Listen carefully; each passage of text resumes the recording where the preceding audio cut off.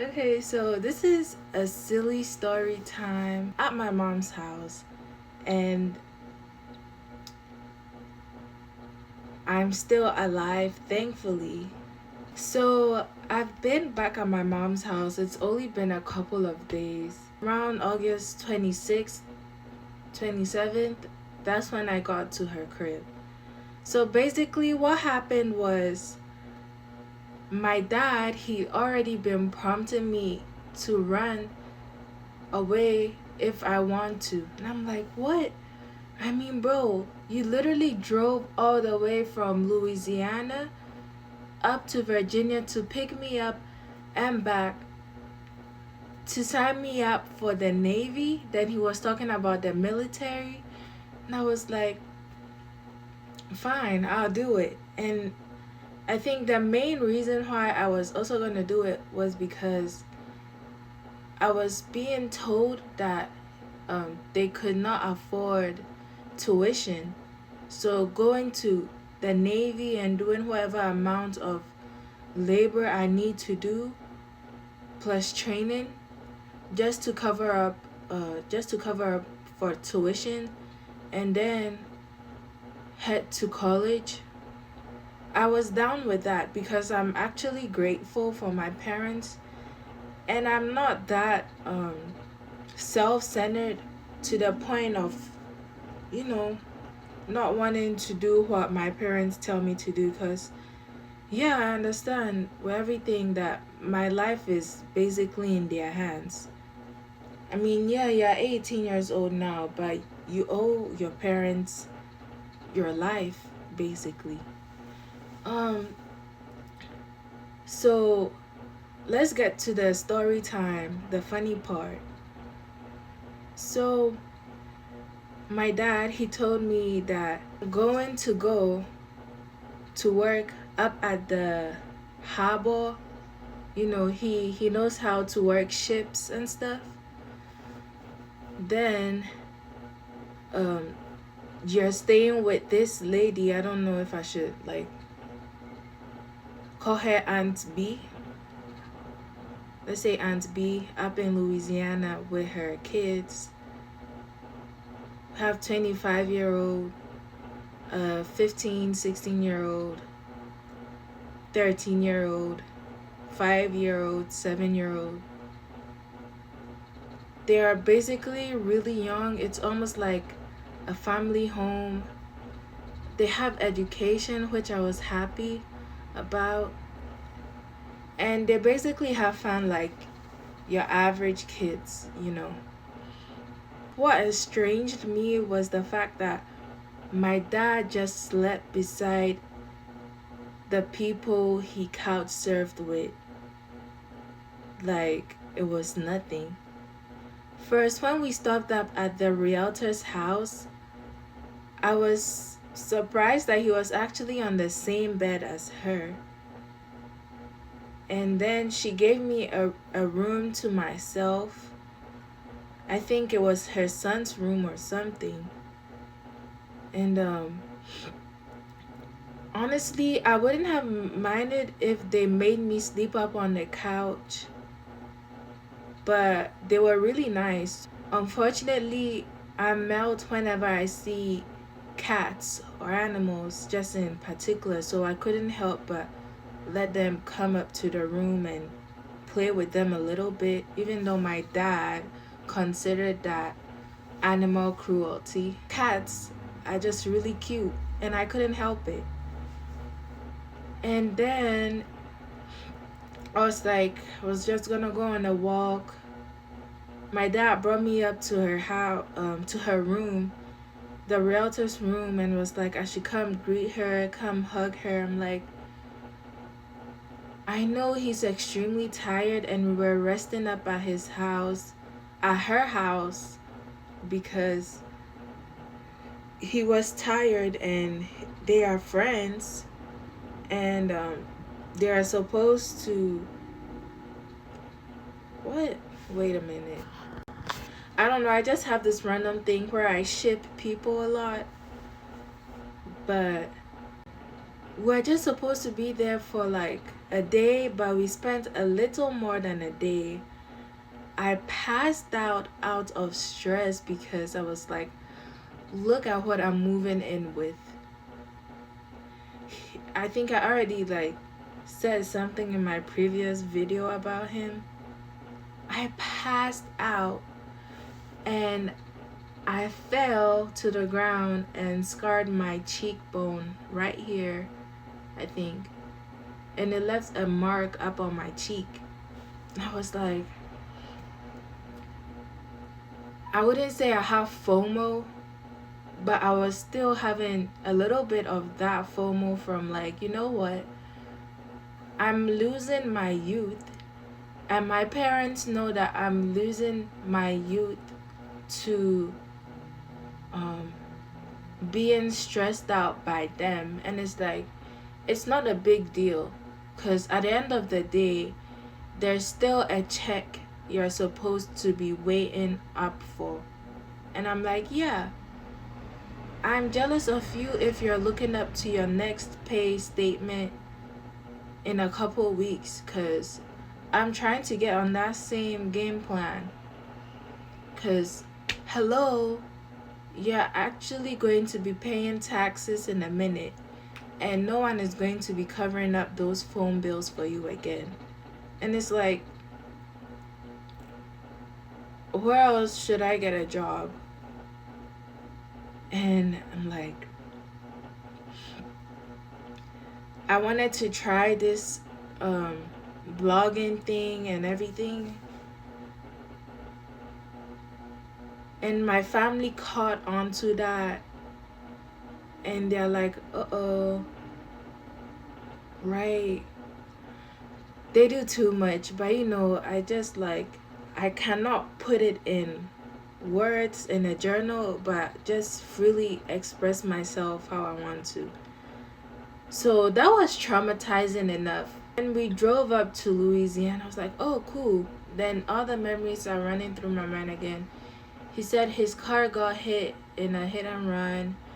We're gonna be living up at someone's crib for sure. But what I didn't know was that basically we're not even paying rent. We're just couch surfing. So I'm like, you know what? We literally also live a few blocks away from where shootings and, you know, dealings go on, which I'm new to. I mean, stuff goes down here in this city, in the DMV, where I'm at, but I rarely see that. But like right up there, Martin Luther Drive, couple blocks away. I remember we were driving back from this house, and there was a little cop car because allegedly there was a shooting up there, which is crazy. We're practically in the ghetto. I'm like, yeah, I'm gonna figure something out. He said, no, community college, just keep studying for the ASVAB and then head up to the Navy or military. All of a sudden, he comes for me over my hair, which now I hold sacred to me, okay? Second cut. Now let's get to the running away part. So basically, I've lived up there for almost close to a month, and I'm seeing no motion going on. We've just gotten to the fact that now I'm literally, what's it called? Okay, I finally found it. Practically, I put on my fake glasses and had to start diagnosing. And it's like, no, like, I don't even have a degree in diagnosing. No, I don't even have a degree in psychology. But I'm like, I think something might be off a little bit up there. He also began to bring up terms about how he gets triggered easily whenever marriage is brought up, and how he has this anger issue. All of a sudden, I get up at 9 a.m. to being scraped up to the point of blood all up on my fingers and snatching my weave off and telling me that, yeah, he's dealing with insecurities. And it's like, okay, I finished beating her up. And it's like, I'm going to give you my what's it called, kitchen gear, and cook up for the family. And then goes on to pat me, give me a pat. And I'm like, I did not sign up for this. Like, why would my mom do this to me? So I run. I run for my life with a couple of bucks I had on me. And I'll tell you that it's really a miracle that I made it up here without nothing really terrible happening to me. Basically, I think I just didn't have the balls to do it. So I had to use the bus system, but I was sure that I was going to do it all without getting tired. About 4 or 5 hours into my walk, I stopped at this like mechanic store. He just seemed like a really chill guy. And I was like, dude, can I use your restroom? Ended up using his water dispenser as well. And then I went on and I hit a dollar store. And she was actually really fucking nice too. It's like you can just spot people who have a kind heart. And I'll say it's just really a fucking miracle. And then she gave me a chair to sit on. Then someone from back in the house I was trying to escape, whole time she's actually been on my tail whilst I've been running for hours because she had my location. So I saw her up at the dollar store and I was like, shit, she's making it really hard for me because I'm actually really weak right now and I wouldn't mind getting a ride. But she was talking about, oh my god, look at this little baby. Don't you want to take care of him and all that? I'm like, yo, I did not sign up to be someone's mammy or take care of someone's kid or be someone's baby mother. I'm only 18 years old. I completed high school. I got my diploma. And I was supposed to head up to college and try to figure out what I can do with this, working with the algorithm up in here. They're trying to connect. Regardless of the fact that I know that it's hard to connect due to my degeneracy and just how weird I can be sometimes, and I'm going to call myself out on that openly. Plus the fact that some people intentionally make it hard for you to also connect. And then I have to deal with, there's definitely going to be xenophobia. And even it's like my own dad, who is schizophrenic and PTSD filled, is willing to come up and talk about how much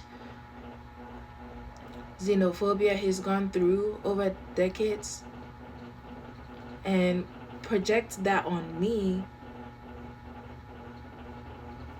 And then also the fact that he projected the stereotype of being a crackhead, like so cracked to the point of like looking disheveled. And I'm like, yo, I'm coming to you as I am right now. I think I haven't completely lost it within me to just come up to a place looking presentable. High school at some point for me was just a fucking joke, because maybe I just had the delusions of being an internet personality.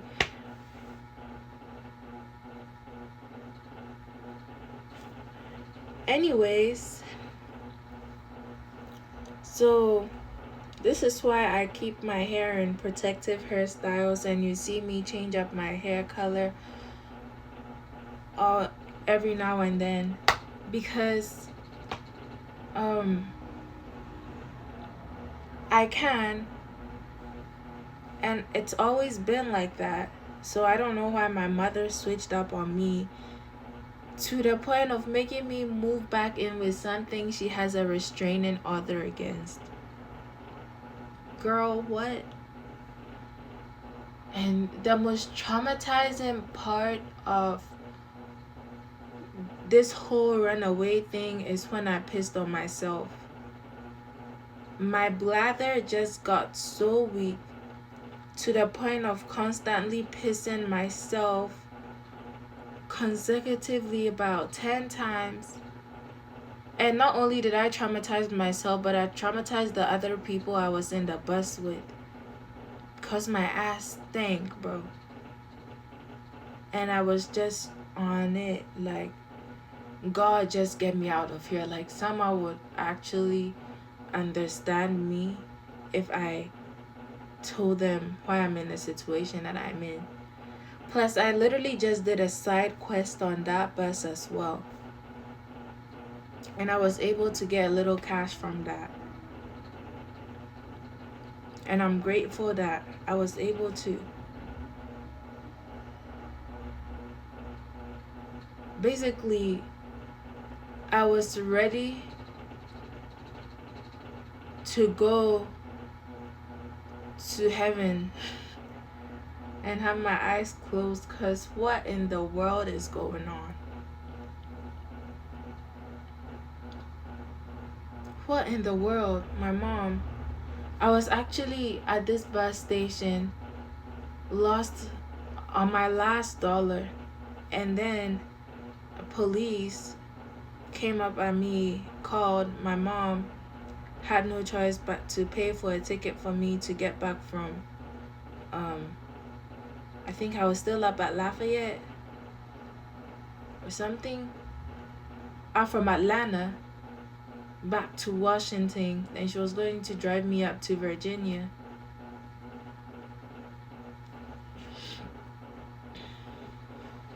And now I'm home.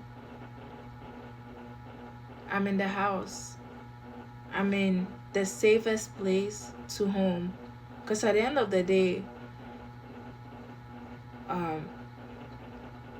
she probably do the same shit my dad did to me right now, because her ass still mad.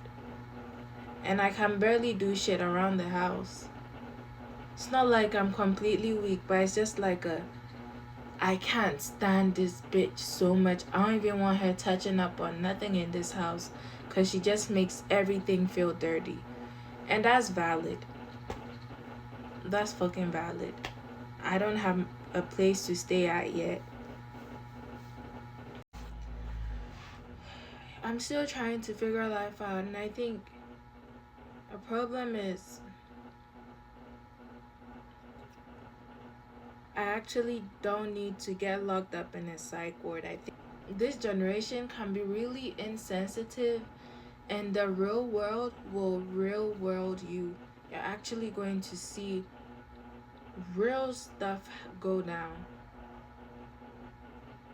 And I think anyone should be scared of that, because there's barely humanity.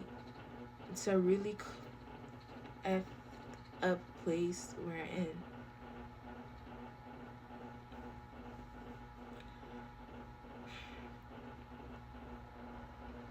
I literally have documents. I know it, and just in case my family is like still up on my tail, I did talk about wanting to get into content creation. I have like these little files or documents on what I wanted to spread out there and use my platform for, as well as, you know, being the entertaining person that I am.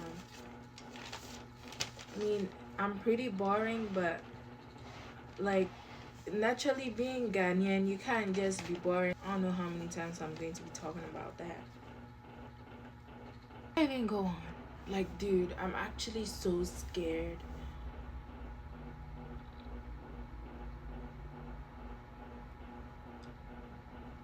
Actually, I'm actually really freaking scared.